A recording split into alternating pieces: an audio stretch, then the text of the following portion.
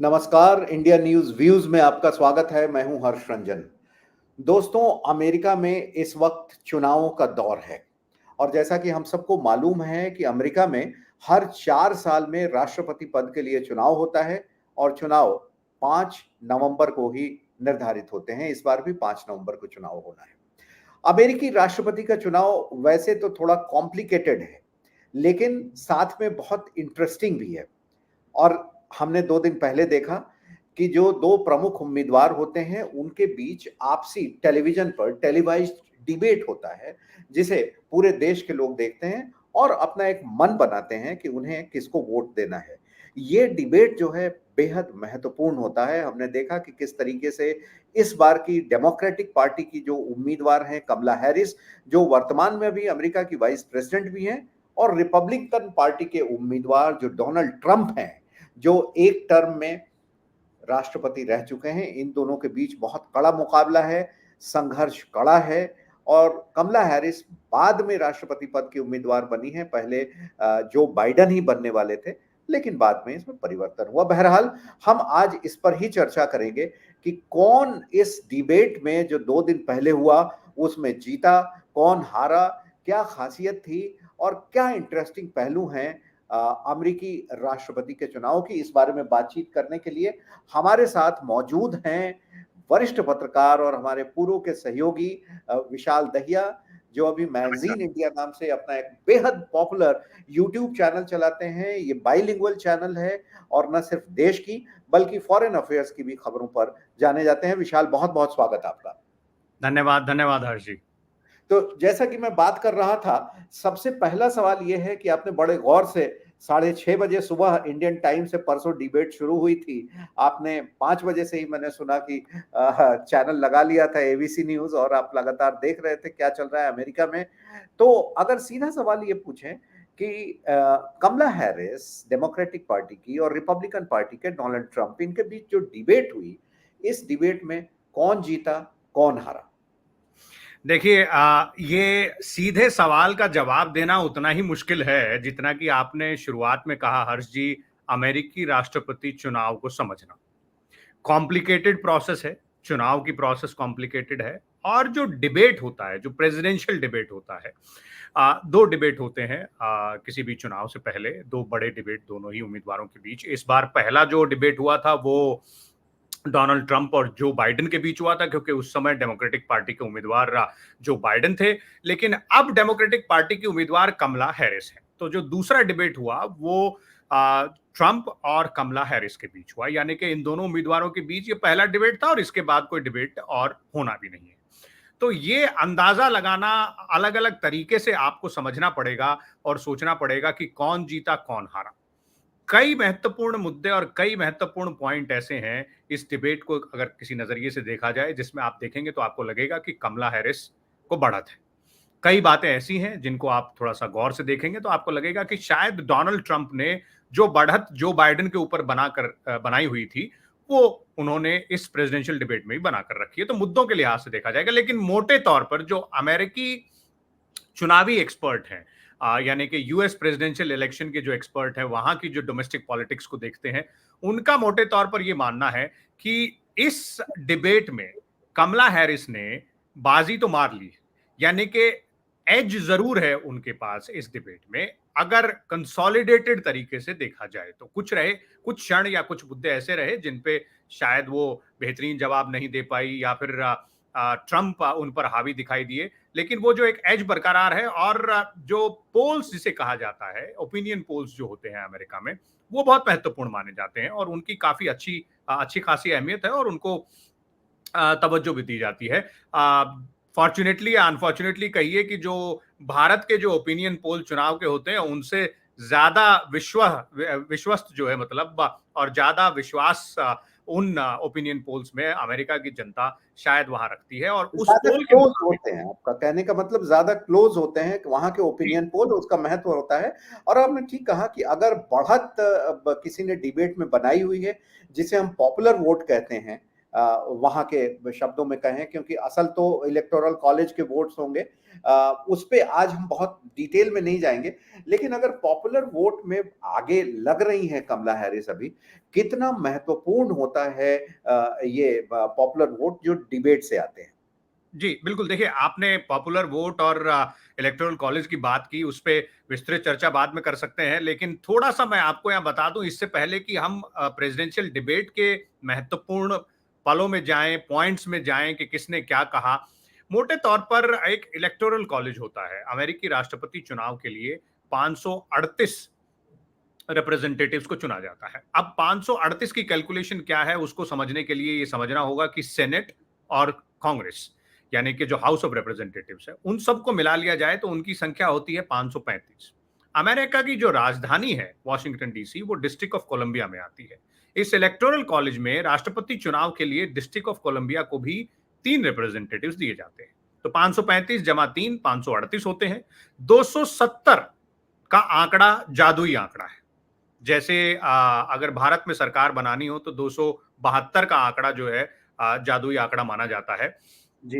लेकिन अमेरिकी राष्ट्रपति चुनाव में अगर आपको राष्ट्रपति बनना है तो इलेक्टोरल कॉलेज में 270 का आंकड़ा जादुई आंकड़ा है। यानी कि जिसके पास 270 रिप्रेजेंटेटिव इलेक्टोरल कॉलेज के होंगे वो राष्ट्रपति बन जाएगा। लेकिन ये उतना आसान नहीं है। पॉपुलर वोट के हिसाब से आपके पास वोट ज्यादा हो सकते हैं, लेकिन इलेक्टोरल कॉलेज के वोट के हिसाब से आपके पास वोट कम हो सकते हैं। और ऐसा जब पिछली बार ट्रंप राष्ट्रपति बने थे तो हुआ था। हिलेरी क्लिंटन के पास लगभग पॉपुलर वोट में 3-3.5 मिलियन के आसपास की बढ़त थी ट्रंप के ऊपर। लेकिन जब इलेक्टोरल कॉलेज की बात आई तो ट्रंप के पास जादुई आंकड़े से ज्यादा नंबर था, क्योंकि वहां एक इंपॉर्टेंट एस्पेक्ट है अमेरिकी राष्ट्रपति चुनाव में, और वो ये है कि कई राज्य ऐसे हैं, और खासतौर पे ज्यादातर राज्य ऐसे हैं जहां पर उनका कानून कहता है कि अगर पॉपुलर वोट उस पर्टिकुलर स्टेट की किसी एक कैंडिडेट के फेवर में गई है तो उस राज्य के जितने भी इलेक्टोरल कॉलेज के वोट हैं वो सभी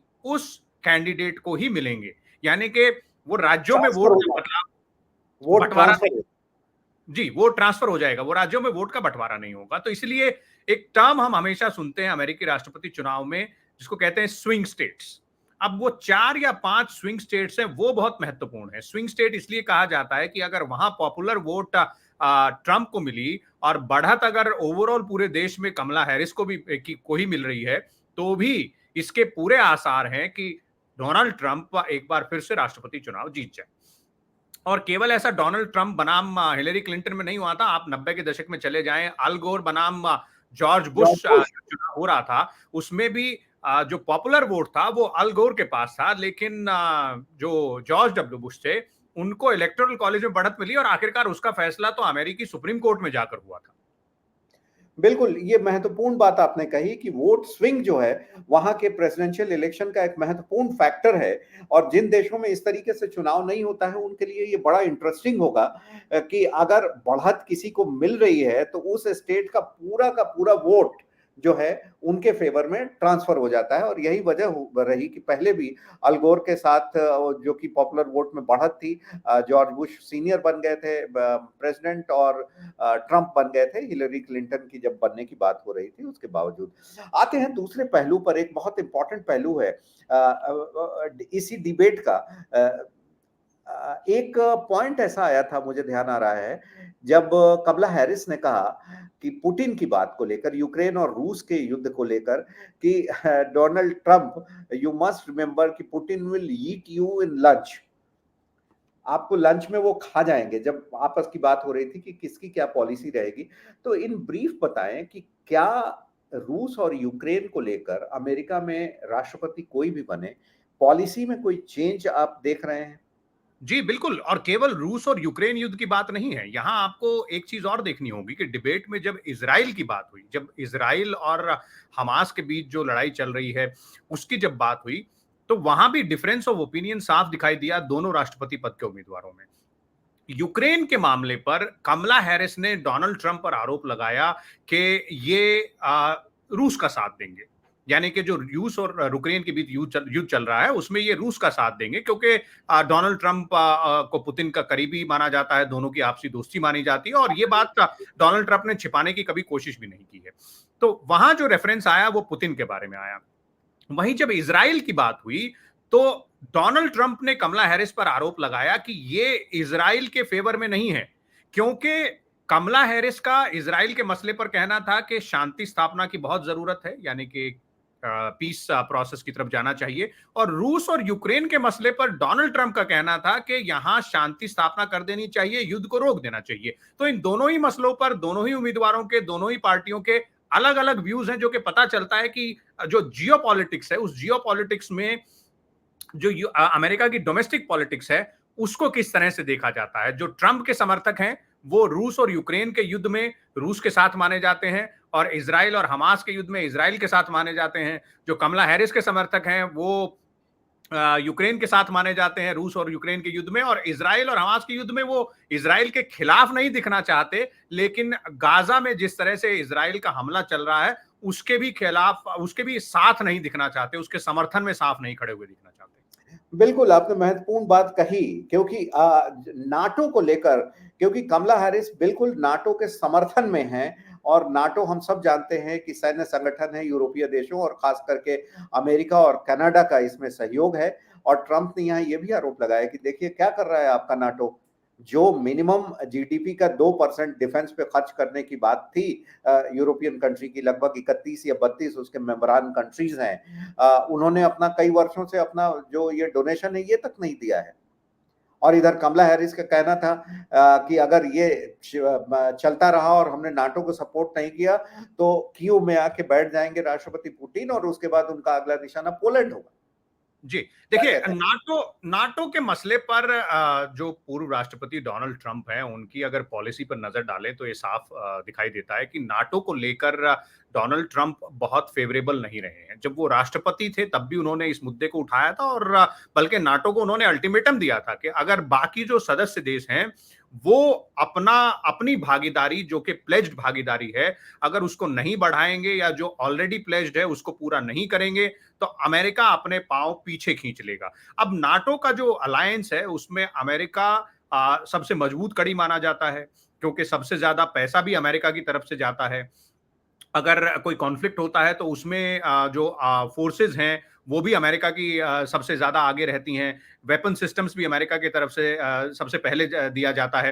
तो ऐसे समय में नाटो को लेकर डोनाल्ड ट्रंप का जो स्टैंड है वो क्लियर है, वो ज्यादा उसके फेवर में नहीं है। और इसीलिए अगर रूस के लिहाज से देखा जाए, राष्ट्रपति पुतिन के लिहाज से देखा जाए, तो उनकी पसंद डोनाल्ड ट्रंप होना लाजमी है, क्योंकि वो तो उनके लिए तो नाटो ही सबसे बड़ा खतरा है।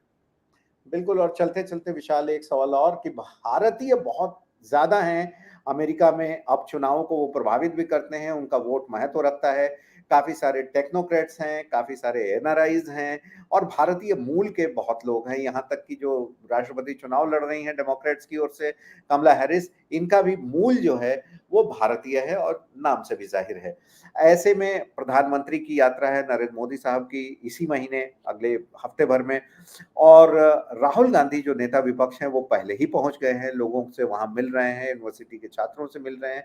आपको क्या लगता है कि राहुल गांधी की यात्रा और आने वाले समय में प्रधानमंत्री की यात्रा जो इसी महीने है, वो वहां के इंडियन वोटर्स को, इंडियन डायस्पोरा जो है उसको कितना प्रभावित कर पाएंगे? देखिए, मैं आपको इस मसले पर एक बार फिर 2016 की तरफ ले जाना चाहूँगा, जब प्रधानमंत्री मोदी जो है अमेरिका गए थे चुनाव से ठीक पहले, और एक नारा वहाँ दिया गया था, अब की बार ट्रंप सरकार। लेकिन इस बार जो प्रधानमंत्री मोदी का दौरा हो रहा है उसमें वो जो क्वाड की बैठक है उसमें उसमें हिस्सा लेने जाएंगे। यूनाइटेड नेशंस जनरल असेंबली में जो फॉरेन मिनिस्टर हैं वो भाषण देंगे, लेकिन क्वाड की बैठक में जाएंगे। और क्वाड की बैठक का राष्ट्रपति जो इस वक्त जो बाइडेन है उनका जो गृह क्षेत्र है, यानी कि उनका जो इलाका है, उनकी जो स्टेट है पेंसिल्वेनिया, वहां पर उसको आयोजित किया जा रहा है। तो कोई राजनीतिक कार्यक्रम मुझे नहीं लग रहा है। क्या उसके अलावा कोई और कार्यक्रम होगा कि नहीं होगा, एक तो ये बड़ी बात है। क्या ट्रंप के समर्थन में जो भारतीय नेता हैं क्या वो उतरेंगे, चाहे वो प्रधानमंत्री हो या फिर नेता विपक्ष हो, खुल के सामने उतरेंगे कि नहीं उतरेंगे। जहां तक रही बात भारतीय समुदाय की, तो इमिग्रेंट्स का मुद्दा बहुत महत्वपूर्ण मुद्दा है। ट्रंप ने अपनी बातें रखने में कोई कोर कसर नहीं रख छोड़ी है, बल्कि इस डिबेट में तो एक यहाँ तक बात पहुंच गई थी कि जो ओहायो में जो इमिग्रेंट्स हैं वो कुत्ते और बिल्लियों को खाते हैं। हालांकि जो मॉडरेटर्स थे उन्होंने फैक्ट चेक करके बताया पूर्व राष्ट्रपति ट्रंप को कि ऐसा नहीं है संभव। और ये भी एक इंटरेस्टिंग एस्पेक्ट है बॉडी लैंग्वेज जिसकी हम बात कर रहे थे, जहां पे कमला हैरिस को क्यों बढ़त यहां दिख रही है। तो कमला हैरिस ने जिस तरह से ट्रैप एक तरीके से किया इस प्रेसिडेंशियल डिबेट में, वहां लगा कि डोनाल्ड ट्रंप थोड़ा सा फंसते नजर आ रहे हैं और इमिग्रेंट का मुद्दा एक था। तो वापस आते हैं इमिग्रेंट के मुद्दे पर, भारतीयों के मुद्दे पर, और ये बहुत देखने लायक महत्वपूर्ण होगा कि क्या इस चुनाव में जो इमिग्रेंट्स को लेकर पॉलिसी दोनों नेताओं की है, दोनों पार्टियों की है, उससे भारतीय समुदाय जो है अमेरिका में वो किस तरह से प्रभावित होता है, वो अपनी बातें किस तरह से रखते हैं, क्या वो कहना चाहते हैं और किसका वो समर्थन करते हैं। बिल्कुल, चाहे सीधे तौर पे भारतीय नेता, प्रधानमंत्री या नेता विपक्ष वहां जाकर चुनाव प्रचार एक तरीके से करें नहीं करें, चुनावों की बात करें या नहीं करें, लेकिन इतना स्पष्ट है कि ये लोग भारतीय समुदाय के लोगों से वहां मिल रहे हैं, मिलेंगे, और चुनावों से ठीक पहले जरूर थोड़ा बहुत चुनावों की भी बात होती है, चाहे वो डायरेक्टली हो या इनडायरेक्टली हो, सामने हो मीडिया के या पीछे हो। ऐसे में हमें लग रहा है कि ज़रूर भारतीय समुदाय कुछ उम्मीद भी करेगी कि भारत क्या चाह रहा है, यहाँ विपक्ष क्या चाह रहा है, और यहाँ की जो सरकार है वो क्या चाह रही है, और इसके हिसाब से वो चुनाव प्रभावित हो सकता है। बहरहाल विशाल, आपका बहुत-बहुत धन्यवाद इस विषय पर चर्चा करने के लिए। अभी तो जैसा कि आपने बताया कमला हैरिस आगे दिख रही हैं, लेकिन अब ये इलेक्टोरल कॉलेज के वोट से नवंबर महीने में पता चल जाएगा एक तरीके से जी कि बिल्कुल, इस लड़ाई बार लड़ाई उतनी आसान नहीं है। आसान नहीं है कि क्या इस बार ट्रंप सरकार या इस बार कमला हैरिस की फिर से एक बार सरकार डेमोक्रेटिक पार्टी की। फिलहाल बहुत-बहुत शुक्रिया, धन्यवाद आपका।